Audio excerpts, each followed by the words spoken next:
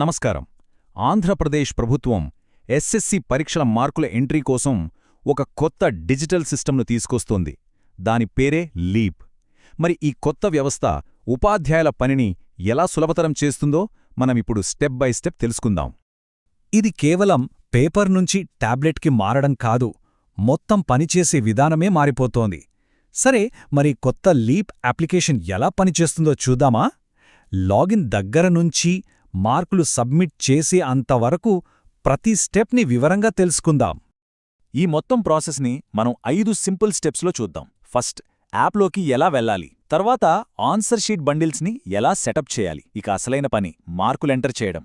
నాలుగోది, అంతా సరిచూసుకుని అప్లోడ్ చేయడం. ఫైనల్గా ఈ మొత్తం ప్రాసెస్ని డాష్బోర్డ్స్తో ఎలా మానిటర్ చేస్తారో చూద్దాం. సరే, మొదలు పెడదాం. ఏ పనికైనా ఫస్ట్ స్టెప్ లాగిన్ అవ్వడమే కదా. సో ఈ కొత్త సిస్టంలోకి మొదటి అడుగు ఎలా వెయ్యాలో చూద్దాం. ఫస్ట్ స్టెప్ చాలా సింపుల్. టీచర్లకిచ్చిన యూజర్ నేమ్, పాస్వర్డ్తో యాప్లోకి లాగిన్ అవ్వాలి. లాగిన్ అయ్యాక మనకు ఇలా మెయిన్ స్క్రీన్ కనిపిస్తుంది. ఇక్కడ మన పని ఎస్ఎస్సి మార్క్స్ ఎంట్రీ, సో ఆ ఆప్షన్ని సెలెక్ట్ చేసుకోవాలి. ఓకే, మార్కులు ఎంటర్ చేసే ముందు ఒక చాలా ముఖ్యమైన స్టెప్ ఉంది. మన దగ్గరున్న ఆన్సర్ షీట్ల కట్టనే ఈ యాప్లో డిజిటల్గా రిజిస్టర్ చెయ్యాలి. దీన్నే కంట్రోల్ బండిల్ సెటప్ అంటారు. దీనివల్ల ఏ పేపరు మిస్ అవ్వకుండా అన్నీ కరెక్ట్గా ట్రాక్ అవుతాయన్నమాట. ఇదిగోండి, ఇక్కడ యాడ్ కంట్రోల్ బండిల్ అని ఉంది కదా, అది ట్యాప్ చేయగానే కెమెరా ఓపెన్ అవుతుంది. ఇప్పుడు మనం ఆ పేపర్ల కట్ట మీద ఉన్న క్యూఆర్ కోడ్ని స్కాన్ చేయాలి. అంతే, ఒక్క స్కాన్తో ఆ బండిల్ మొత్తం డిజిటల్గా యాప్లోకి వచ్చేస్తుంది. ఇది చాలా important first step. Okay, main bundle scan చేశాం. ఇప్పుడు నెక్స్ట్ ఏంటంటే ఆ బండిల్లో ఉన్న ప్రతి ఒక్క ఆన్సర్ బుక్ని ఇలా ఒక్కొక్కటిగా స్కాన్ చేయాలి. మనం స్కాన్ చేస్తున్న కొద్దీ పైన కౌంట్ పెరుగుతూ ఉంటుంది. ఇక్కడ చూడండి, 20 స్క్రిప్ట్స్ స్కాన్ అయ్యాయి అని చూపిస్తోంది. ఇలా బండిల్ మొత్తం స్కాన్ చేయాలన్నమాట.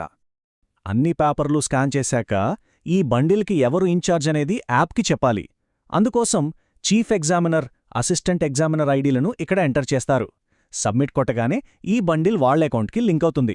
దాంతో సెటప్ ప్రాసెస్ కంప్లీట్ అయినట్టే. సరే, బండిల్స్ అన్నీ డిజిటల్గా రెడీ అయిపోయాయి. ఇక ఇప్పుడు అసలు పని మార్క్స్ ఎంట్రీ ఎలా చేయాలో చూద్దాం. మనం రెడీ చేసిన బండిల్ స్క్రీన్లో మార్క్స్ ఎంట్రీ అనే ఆప్షన్ కనిపిస్తుంది. దాన్ని సెలెక్ట్ చేసుకున్నాక ఇప్పుడు ఏ ఆన్సర్ బుక్కి మార్కులు వెయ్యాలో దాన్ని క్యూఆర్ కోడ్ని స్కాన్ చేయమంటుంది. సో మనం ఒక్కొక్క పేపర్ని తీసుకుని స్కాన్ చేసుకుంటూ మార్కులు ఎంటర్ చేయడం మొదలుపెట్టాలి. పేపర్ని స్కాన్ చేయగానే ఇలా మార్క్స్ ఎంట్రీ స్క్రీన్ ఓపెన్ అవుతుంది. ఇది చూడటానికి మనం మామూలుగా వాడే మార్కుల షీట్లానే ఉంది గదూ, కానిది మొత్తం డిజిటల్. క్వశ్చన్ నంబర్లు, మార్కులు వేయడానికి బాక్సులు, అలాగే రైట్ సైడ్లో ఒక కీప్యాడ్, అన్నీ ఇక్కడే ఉంటాయి. ఇక్కడ మార్కులు వేసేటప్పుడు కొన్ని రూల్స్ గుర్తుంచుకోవాలి. స్టూడెంట్ ఆన్సర్ రాసిన ప్రతి క్వశ్చన్కి మార్కులు ఎంటర్ చేయాలి. రాయని వాటికి NA అని ఎంటర్ చేయాలి. ఇంకో మంచి విషయం ఏంటంటే మనం ఏ క్వశ్చన్కి మార్కులు వేస్తున్నామో ఆ బాక్స్ ఇలా పసుపు రంగులో హైలైట్ అవుతుంది. దీనివల్ల కన్ఫ్యూషన్ ఉండదు, తప్పులు జరగవు. ఈ యాప్లో కొన్ని స్మార్ట్ ఫీచర్స్ కూడా ఉన్నాయి. సాధారణంగా మనకొచ్చే 2 కామన్ ప్రాబ్లమ్స్ని ఇది సాల్వ్ చేస్తుంది. ఫర్ ఎగ్జాంపుల్, ఒక స్టూడెంట్ చాయిస్లో ఉన్న 2 ప్రశ్నలకు ఆన్సర్ రాస్తే నో ప్రాబ్లం, రెండింటికి మార్కులేసేయొచ్చు. యాప్ ఆటోమేటిక్గా బెస్ట్ స్కోర్ని తీసుకుంటుంది. అలాగే 1.5 లాంటి అరమార్కులు ఇవ్వడం కూడా చాలా ఈజీ. అన్నింటికన్నా పెద్ద అడ్వాంటేజ్ ఏంటో తెలుసా? Automatic totalling. మనం మార్కులు ఎంటర్ చేస్తున్నప్పుడే సిస్టమ్ టోటల్స్ని అదే క్యాలిక్యులేట్ చేసేస్తుంది.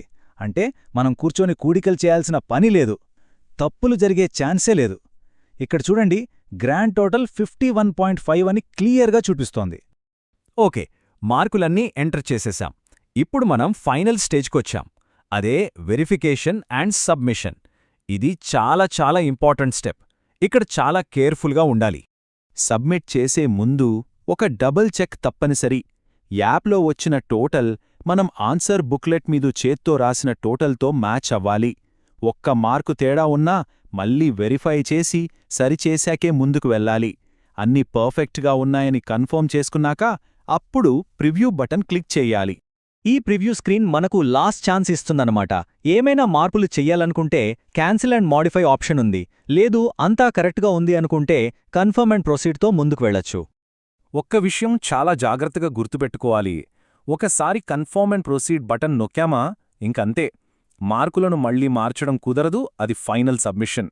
మార్కులు కన్ఫర్మ్ చేశాక last and final step answer బుక్లెట్లో ఉన్న మార్కుల షీట్ అంటే పార్ట్ 2ని మొత్తం ఫోటో తీసి కన్ఫర్మ్ అండ్ అప్లోడ్ బటన్ నొక్కాలి.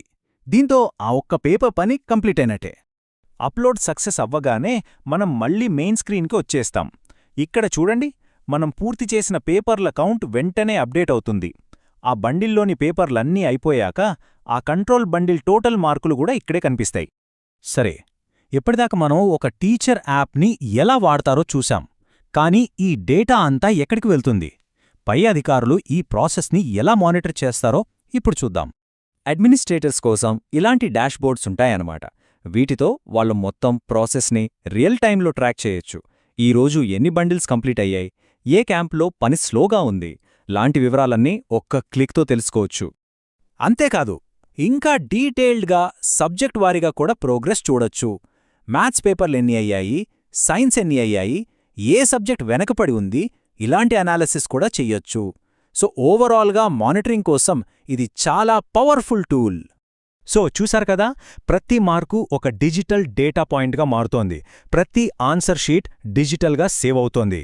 మరి ఇది దుమ్ము పట్టిన రికార్డ్ రూమ్ల కథకు ముగింపా? ఎడ్యుకేషన్లో ఒక రియల్ టైం డేటా విప్లవానికి ఇది ఆరంభమా? ఖచ్చితంగా ఆలోచించాల్సిన విషయం.